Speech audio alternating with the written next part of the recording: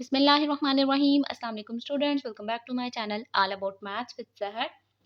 आज की video class 7 के लिए है। चैप्टर 15 है volume and surface area. Exercise 15 हम स्टार्ट करते हैं। क्वेश्चन हम इसका 1 करने लगे हैं। Fill in the blanks. First है dash is the volume of a triangle prism. अब ट्रायंगल प्रिज्म बेसिकली ऐसी शेप होती है, जो उसकी बेस होती है ना, वो एक ट्रायंगुलर फॉर्म में होती है, ठीक है। और लाइक आपने अगर कोई भी इस तरह की शेप देखी हो, मिल्क पैक की भी शेप ये हो सकती है। तो ये हमारे पास ऐसी शेप होती है जिसमें ना बेस और ऊपर वाला हिस्सा बिल्कुल सेम हो और वो ट्रायंगल की फॉर्म में हो, क्योंकि ट्रायंगल प्रिज्म है ना, तो ट्रायंगल की फॉर्म में होना चाहिए वो। Dash is the volume of a triangular prism. तो यहाँ पे ना हम थोड़ा सा बुक से हेल्प लेते हैं ताकि आपको एक रेफरेंस मिल जाए कि यहाँ पे ये चीज़ें मौजूद हैं और ताकि हम इसको कभी भी खोल के इसको समझ सकते हैं। तो पेज नंबर 213 पे आपने देखना है, ये आपको नजर आ रहा होगा ट्रायंगल प्रिज्म। जैसे कि बताया हुआ है, दिखाया भी हुआ है कि ये जो है हमारे पास बेस में एक ट्रायंगल है और दोनों बेस और ऊपर वाला हिस्सा, बेस एंड टॉप दोनों एक जैसी शेप होगा, तभी आपका जो है ना वो एक प्रिज्म की फॉर्म आएगा। जैसे यहाँ पे देखा जाए ये रेक्टेंगुलर प्रिज्म है, लेकिन अभी हमें क्या चाहिए, ब्लैंक में ट्रायंगुलर प्रिज्म। अब इसका यहाँ पे हम फॉर्मूला देख लेते हैं। A triangular prism has a base shape like a triangle. Same वही चीज बोली हुई है जो मैंने आपको एक्सप्लेन की है। Volume of a triangle prism, base area यानी कि जो ट्रायंगल है उसका एरिया होता है 1/2 BH, ठीक है। ये तो आपको पता होगा ना, याद होगा। इसकी ट्रायंगल का हो गया। हाइट ऑफ द प्रिज्म, और हाइट जो है वो एच एल, या आप एच से भी रिप्रेजेंट कर सकते हैं, लेकिन यहाँ पे उसने एल कर दिया यानी कि लेंथ कर दी। बेस और हाइट यानी कि कर दिया ट्रायंगल का एरिया, और साथ ही साथ यहाँ पे उसने हाइट ऑफ प्रिज्म, जितनी भी उसकी हाइट होगी वो यहाँ लिख दी।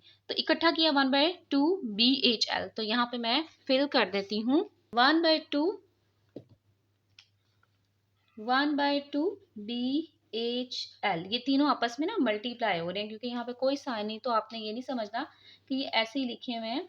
बेसिकली ये क्या है, मल्टीप्लाई हो रहे हैं। सेकंड इसका है the surface area of a cylinder is given as. अब सरफेस एरिया जो होगा सिलेंडर का वो क्या होगा, तो यहाँ पे हम फिर से बुक को देख लेते हैं। ये जो फॉर्मूलाज है ये आपने ना ओरल लर्न करने हैं। अब यहाँ पे पेज नंबर 214 है, और ये आपको नजर आ रहा होगा, ये एक सिलेंडर बना हुआ है, सिलेंडर की फॉर्म में है, जिसमें 2 आपको सर्कल्स नजर आ रहे हैं, और एक यहाँ पे लेंथ या हाइट आप कह सकते हैं, एक आपको हाइट नजर आ रही है। तो अगर मैं लास्ट पे देखूं, यहाँ लिखा हुआ था total surface area of a right cylinder, circular cylinder, तो है 2πr into H plus R. तो area of a curve surface यानी कि जो एक हमारे पास कर्व हो रहा है 2πr/h, ये है, इसका भी तो हमारे पास राउंड हो रहा है ना, तो पाई यहाँ पे भी आ गया।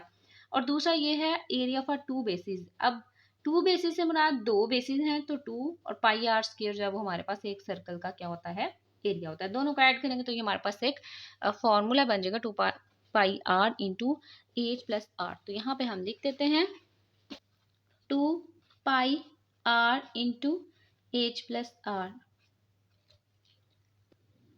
थर्ड इसका है the ends of a right circular cylinder form dash circles. उसने ये बोला हुआ है कि एक राइट हमारे पास सर्कुलर सिलेंडर है जिसमें कितने सर्कल होते हैं, ऑब्वियसली 2 सर्कल्स होते हैं, ठीक है। एक ये वाला सर्कल, एक ये सर्कल, तो यहाँ पे हम लिख देंगे 2 सर्कल्स।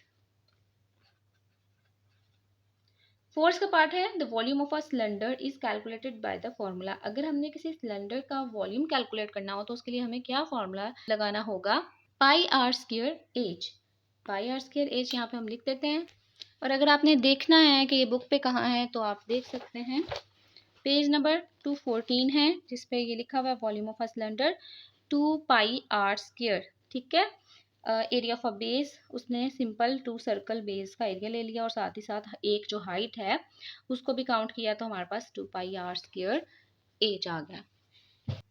πr²h आ गया, πr²h। नेक्स्ट हमारे पास है 5 वाला, circumference of a circle is given as. Circumference of a circle का मतलब होता है, ये हमारे पास सर्कल है ना, तो ये बाहर वाला हिस्सा यानी कि जो पैरामीटर की फॉर्म में आता है उसे हम कैसे कैलकुलेट करते हैं, 2πr। तो यहाँ पे हम लिख देते हैं 2πr, ये इसका फॉर्मूला है, ये आपने खुद से याद रखना है। नेक्स्ट हमारे पास है question number 2, state whether the following are true और false. The circumference is the parameter for circle. जो सर्कमफेरेंस होता है, अभी अभी हमने डिस्कस किया है, जो एक सर्कल का सर्कमफेरेंस होगा वो पैरामीटर ही होगा ना।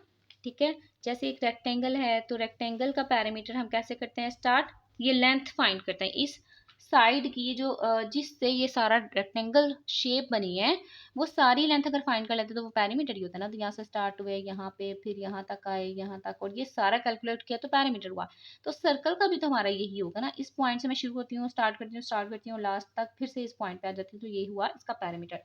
तो स्टेटमेंट यहाँ पे बिल्कुल सही लिखी हुई है, the circumference is the parameter of a circle, so यहाँ पे हम लिख देंगे ट्रू।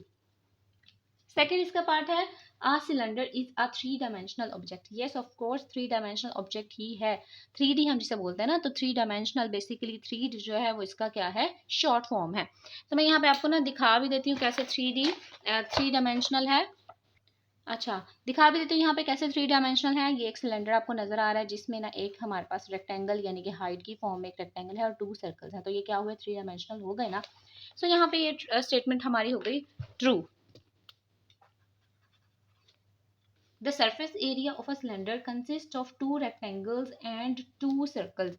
एक सिलेंडर है जिसमें हमारे पास उसने बोला हुआ है कि 2 रेक्टेंगल्स हैं और 2 सर्कल्स हैं। एक बात तो यहाँ पे सही है 2 सर्कल्स वाली, तो वो ठीक है, लेकिन रेक्टेंगल जो है वो हमारे पास एक है क्योंकि एक रेक्टेंगल नहीं मिलके जो है वो सारी सर्कल्स को शेप देना होता है और राउंड करना होता है। सो स्टेटमेंट यहाँ पे हो गई फॉल्स, क्योंकि ये 2 सर्कल्स है ना, इन 2 सर्कल्स के अराउंड ही इसने क्या होना होता है रोल होना होगा। सो एक ही रेक्टेंगल हमारे पास यहाँ पे मेंशन है। The volume of a cylinder is express in a cubic units. तो जहां पे भी बात आती है ना वॉल्यूम की, वहां पे हमेशा हमारे यूनिट ने क्यूबिक की फॉर्म में आना होता है। क्यूबिक कहते हैं 3 को, वॉल्यूम हमेशा आएगा क्यूब में यानी कि उसकी पावर 3 में आएगी। कुछ भी यहाँ पे आप ले लें यूनिट तो उसकी जो है वो क्यूबिक फॉर्म आएगी क्यूब में, ठीक है। तो स्टेटमेंट यहाँ पे हो गई हमारी true. The surface area of a cuboid is measured in square unit. जो भी सरफेस एरिया होगा क्यूबाइड का यानी कि जिस तरह हमारे पास इस तरह एक प्रिज्म हमने पीछे पढ़ा, ठीक है, राइट प्रिज्म ट्रायंगुलर प्रिज्म, इसी तरीके से हमारे पास एक रेक्टेंगुलर शेप होती है जो कि क्यूबाइड की फॉर्म में होती है। अच्छा क्यूबाइड जो है ना वैसे ये क्यूब है, बेसिकली क्यूबाइड होता है थोड़ी डिफरेंट शेप में जिसमें ना हमारे पास हाइट लेंथ और जो बेस होती है वो डिफरेंट होती है। तो ये हमारे पास हो गया क्यूबाइड, ठीक है, ये क्यूबाइड है। उसने बोला the surface area of a cuboid is measured in square unit. तो जब हम किसी एक रेक्टेंगल का जब फाइंड करते हैं लेंथ मल्टीप्लाई बाय ब्रेथ, तो उसका जो यूनिट होगा कुछ भी यूनिट होगा उसके ऊपर स्क्वायर आता है ना, क्योंकि दोनों के सेम होते हैं यूनिट्स। सेम इसी तरीके से जब हम क्यूबाइड की बात करते हैं ना, तो क्यूबाइड में भी सेम यही प्रोसेस होता है कि यूनिट स्क्वायर में आना चाहिए। सो स्टेटमेंट हमारी हो गई ट्रू।